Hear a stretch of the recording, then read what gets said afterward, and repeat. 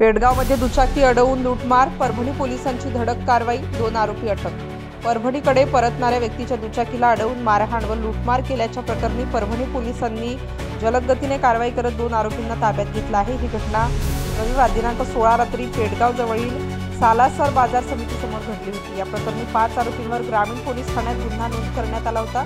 एकतानगर परभणी येथील रामप्रसाद टेकाळे हे शेतीचं काम आटोपून रात्री 11:30 वाजता परतत असताना पेडगाव परिसरात आरोपींनी त्यांची दुचाकी अडवली। या आरोपींपैकी 3 जण टेकाळे यांच्या ओळखीचे होते। त्यांनी पैशांची मागणी केली। नकार दिल्यावर त्यांना मारहाण करून रुपये 5,400 रोख व 10,000 किमतीचा मोबाईल व इतर कागदपत्रे जबरीने हिसकावून नेली। यावेळी त्यांना जीवे मारण्याची धमकी देण्यात आली। या संदर्भात राजू लिंबाजी पवार, करण काळे, रामा काळे आणि अन्य दोघांविरुद्ध गुन्हा क्रमांक 463/2025 नोंदवला असून भारतीय न्याय संहिता कलम 351(2), 115(2), 310(2) अंतर्गत गुन्हा दाखल आहे।